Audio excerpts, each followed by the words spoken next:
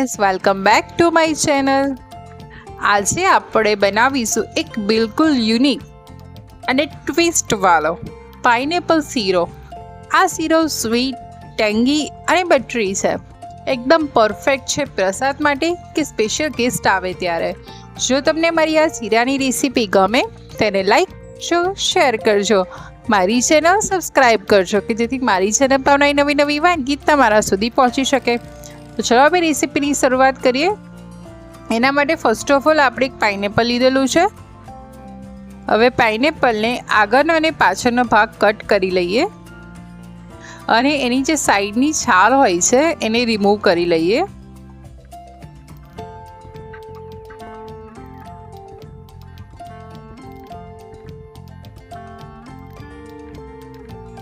આ રીતે આપણી સાઈડની છાલ રિમૂવ થઈ જાય ત્યારબાદ એને કાંટા કાઢવા માટે આ રીતે ક્રોસ કટ આપી દઈએ અને એના પાઇનેપલના બધા કાંટા આપણે રિમૂવ કરી લઈએ.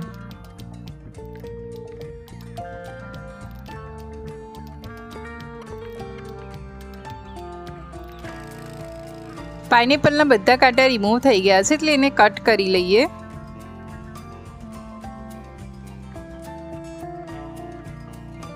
પાઇનેપલ કટ થઈ જાય એટલે એને ઝીણું ઝીણું ચોપ કરી લઈએ શીરા માટે.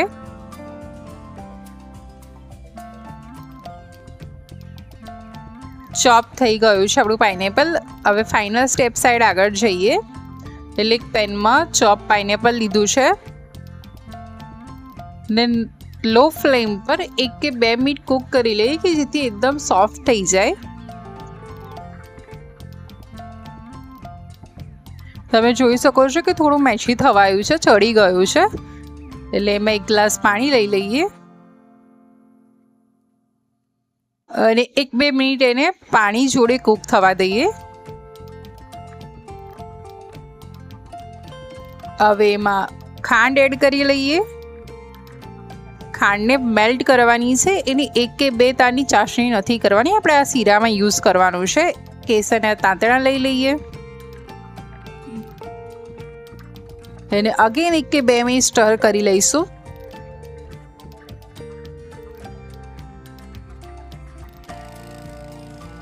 હવે આપણે 1 પિંચ જેટલો યલો ફૂડ કલર એડ કર્યો છે. તમે ઘરે બનાવો દો તો યલો કલર ફૂડ સ્કીપ બી કરી શકો છો. હવે એક પેનમાં ઘી લીધું છે. ઘી સરસ ગરમ થઈ જાય ત્યારબાદ આપણે 1 કપ સોજી એડ કરી છે. અત્યારે મેં મીડિયમ વાળી સોજી લીધી છે, તમે ઝીણી વાળી બી યુઝ કરી શકો છો. હવે સોજીને લાઇટ બ્રાઉન કલર આવે ત્યાં સુધી અને એની અરોમા આવતી થઈ જાય ત્યાં સુધી એને શેકવાની છે.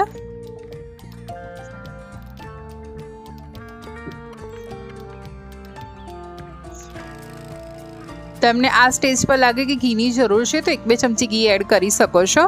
હવે કાજુ બદામના ટુકડા લઈ એને બી આપણે ઘીમાં શેકી લઈએ.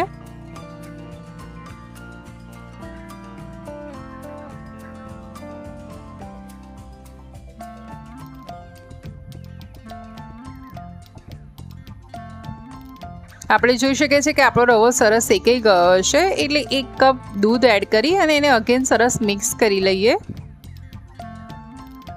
1 કે 2 મિનિટ બાદ આપણો રવો બધું દૂધ પીને આ રીતે થીક થઈ જશે અને એ પેન છોડવા માંડશે.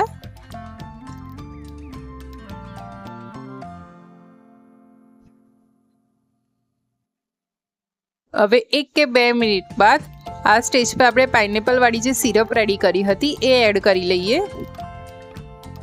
અને એને બી શીરા સાથે સરસ મિક્સ કરી લઈએ. આપણો શીરો પ્રોપર કૂક થઈ જશે એટલે એ પેન રિલીઝ કરી લેશે અને ઘી છોડી દેશે. એટલે આપણે આ રીતે એને કન્ટિન્યુ સ્ટર કરીને એ નીચે ચોંટી જશે.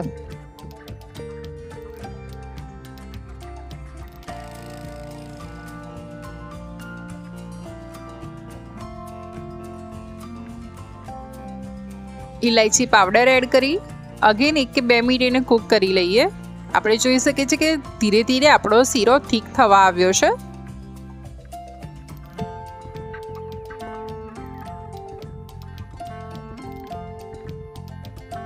આપણો શીરો થીક બી થઈ ગયો છે, પેન બી છોડી દીધી છે અને ઘી બી રિલીઝ થઈ ગયું છે. તો આપણો આ સ્ટેજ પર પાઇનેપલ શીરો રેડી થઈ ગયો છે ને કેટલો ક્રીમી અને ટેસ્ટી.